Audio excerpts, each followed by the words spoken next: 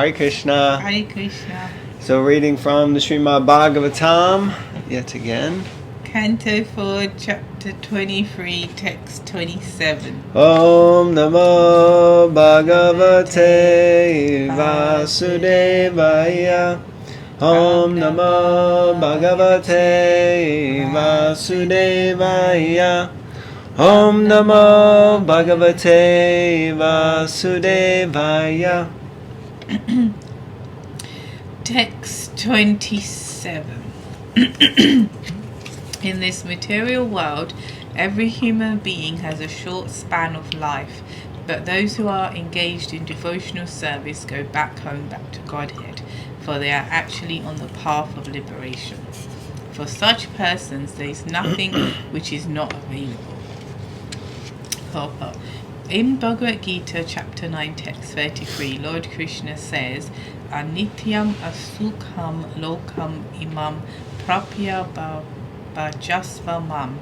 The Lord here declares that this material world is full of miseries, asukham, and at the same time is very flickering, anityam.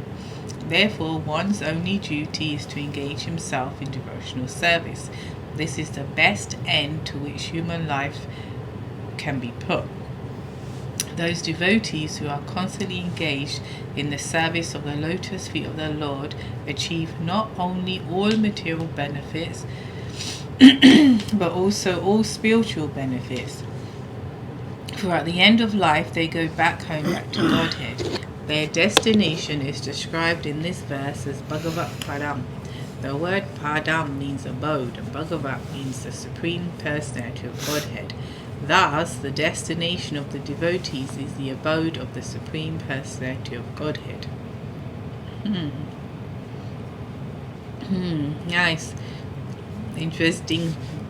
In the verse, in this material world, every human being has a short span of life. That's something we're reading, the Path of Perfection. And this point also is coming up frequently about the miserable, material world, the temporary nature of life. Yeah, and just a reminder, you're not supposed to work around the, miseries and whatnot, difficulties, to be comfortable. Oh, it's all right, Yeah, we can make it work, but actually the point is you're supposed to be engaged, like it says there, in devotional service and go back to Krishna. But the point so the point is that lately what we've been reading in the Path of Perfection and what it's saying here is, so those devotees or people, spirit souls or whatever, that engage in service, they go back to Krishna at the end of their life.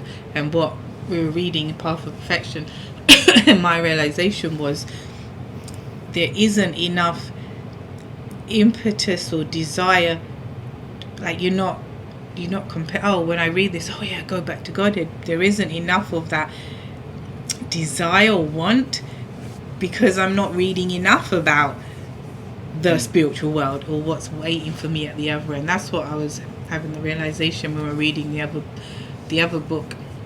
And here, Prabhupada's always saying that that's where the devotees go, and doesn't matter what time you leave your body or what part of the day or this or that, it should light you up, just as it does, if you're honest, we're going on holiday.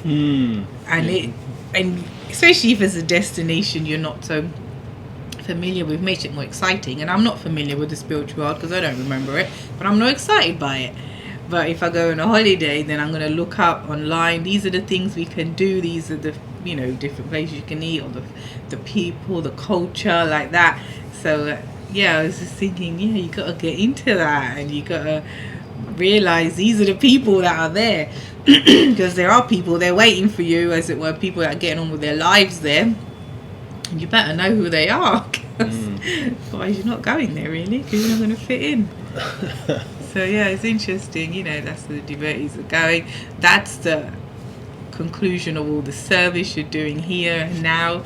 You don't actually think of it like that because you don't have it in your goal, your plan, you know, oh yeah, that's how I'm going. Yeah, nice analogy. If you're going on holiday or vacation, you know, away for the weekend, whatever it is, you know, you're like, yeah. Nice one. Next paragraph.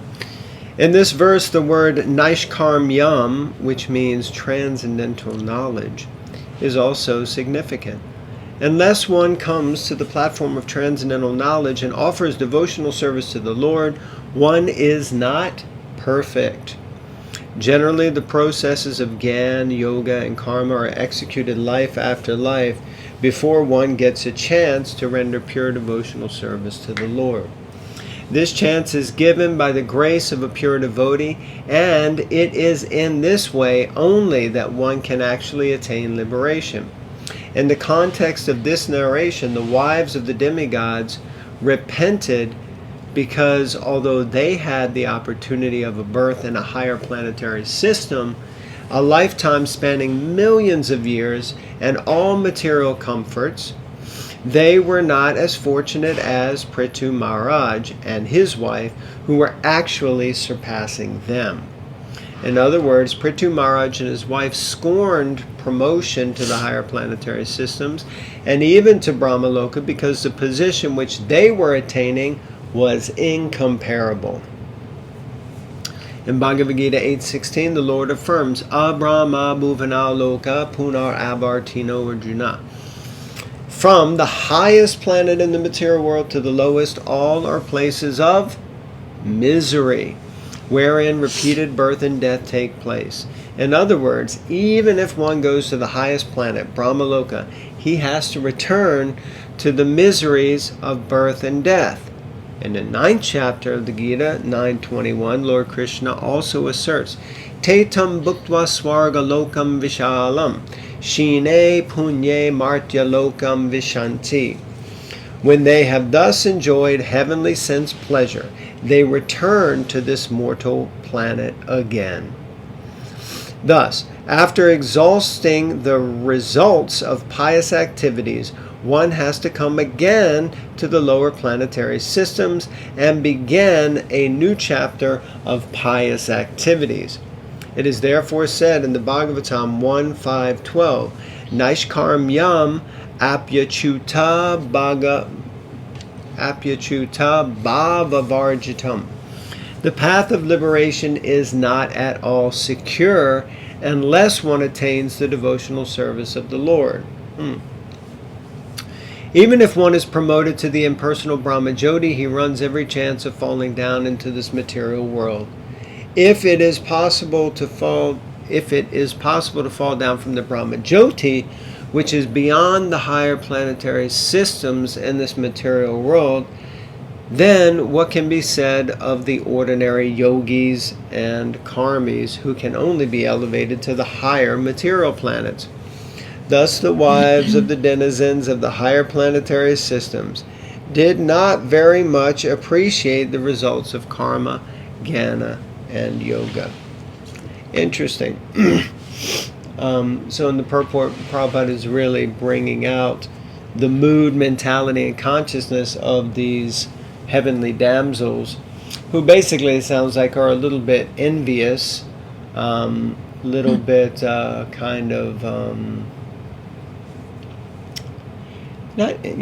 basically they're like, what? How are they going all the way up there? We're stuck here. We've done so many pious credits to get where we're at, and yet we're still kind of, suffering. Not suffering, but we're still stuck in the material world. Also, it's again Prabhupada bringing out this point about the different planetary systems, even talking now about the Brahmajyoti, and I thought it was interesting. He said you can even fall down from the Brahmajyoti, what to speak of, the highest planetary systems. So the goal is not to just go on a vacation to wherever, the Bahamas or wherever it is that people go on vacation. Tenerife. But the goal is to go on a permanent vacation, and that's back to the spiritual world where, as Krishna says, we never return back to this material world. see, text 28. That's a whopper. Okay. Yeah. Mm.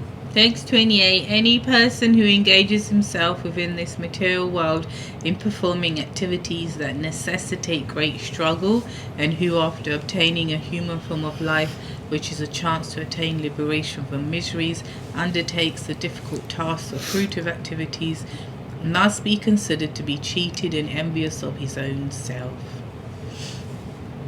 Therefore, in this material world, people are engaged in different activities simply to achieve a little success in sense gratification.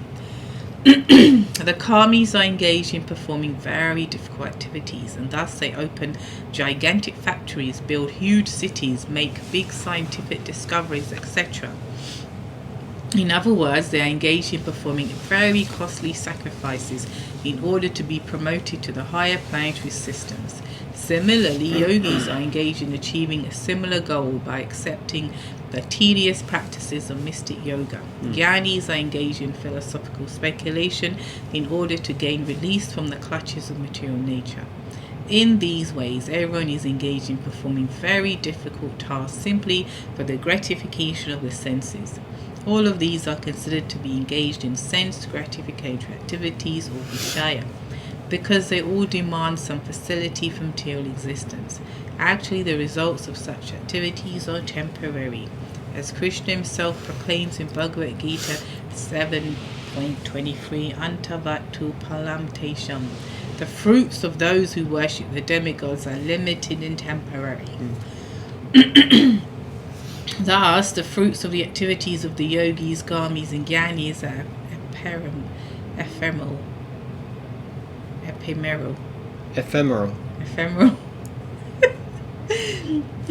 Moreover, Krishna says, Tad bhavati alpa medasam. They are simply meant for men of small intelligence. The word vishaya denotes sense gratification. The karmis flatly state that they want sense gratification.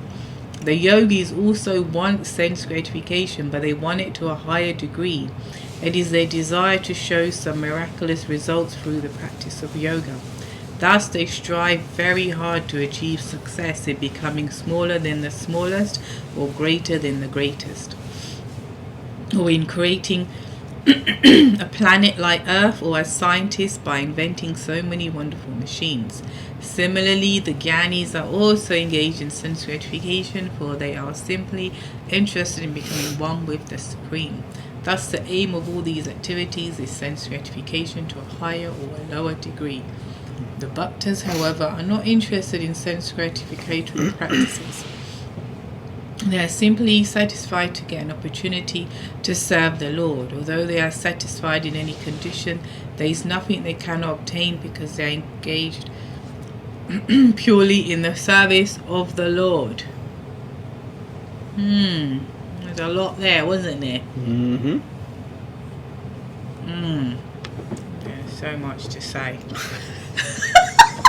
I'll say nothing.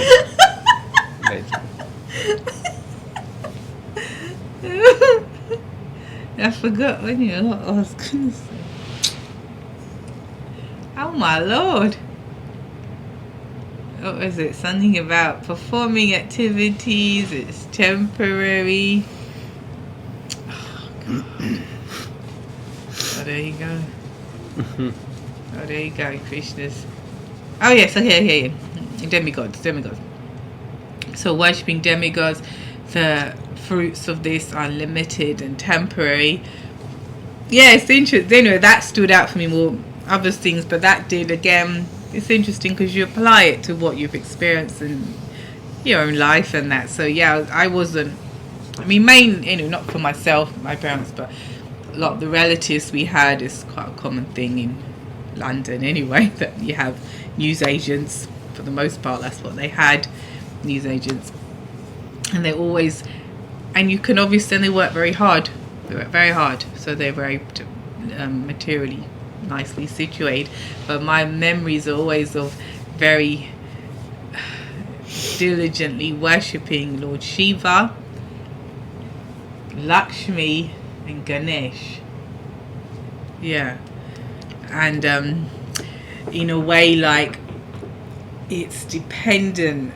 Like, how can I put it? Like, it was always this. The way they did it was like, I guess how Prabhupada says it, like a business thing. It's like, look, I'm doing this, so then I help want us this. make it happen. Come on, Yeah, come on. I'm worshiping you. Give me some money. Give me yeah, some and success. also not just make it happen because for them it did happen, but to maintain. You know, there's a fair. It was maintain it. I don't want to lose it. Yeah, it just reminded me of like that impression. Whereas my parents and some other relatives and that were more Krishna and Ram and that, and it was a different type of mood. It was interesting, you know. Yeah, that's what popped up. Okay, continue next paragraph. The wives of the demigods condemn the performers of sense gratificatory activities as vanchita, cheated. Those so engaged are actually killing themselves, atmaha, as stated in the Bhagavatam 11:20-17.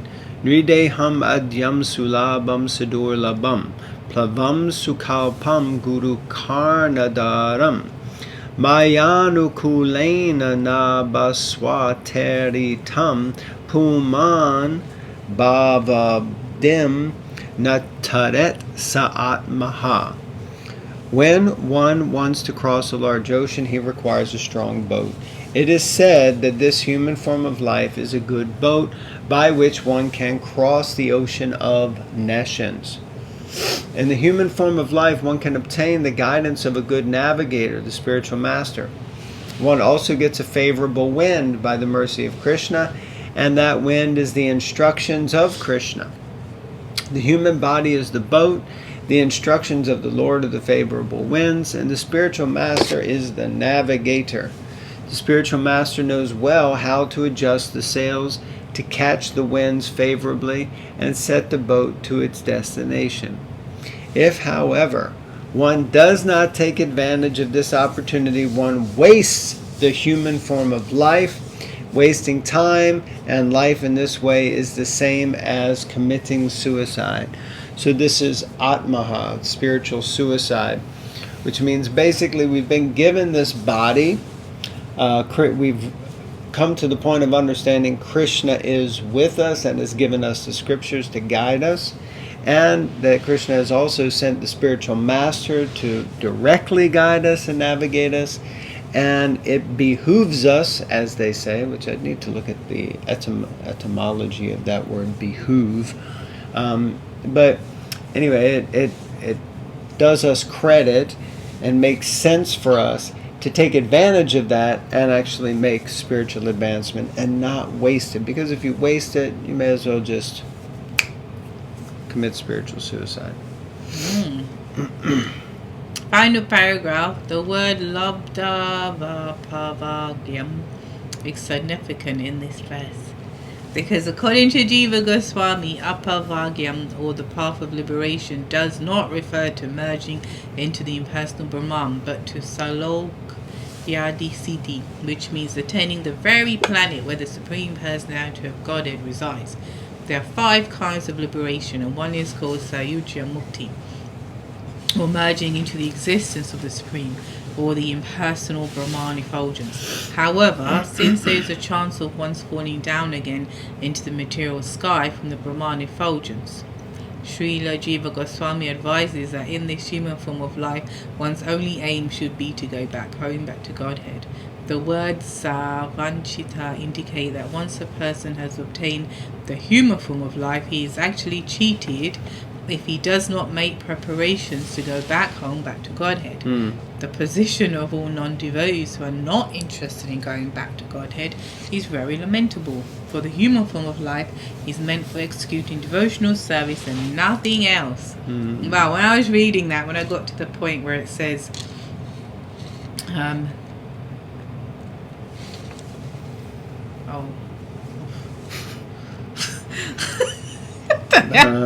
what is going on?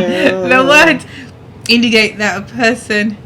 Okay, yes. When I read this bit, that once a person has obtained the human form of life, he's actually cheated if he does not make preparations to go back home, back to Godhead. When I read that, in my mind, I thought, wait a minute, there's so many spirit souls in this material world. In New York, where we are, alone. There's a lot of people, you know, they bump into you and everything. So, let alone the whole world.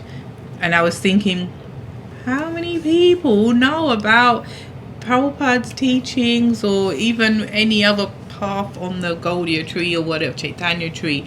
How many people know that they can take advantage of it? So then I thought, yes, and that's why it's a preaching movement, and that's why we spread the good word, as it were. And we do book distribution, we do give, like, you know, you can nowadays, let's be honest, it's through social media and this, you have to, you know, use what's being used now.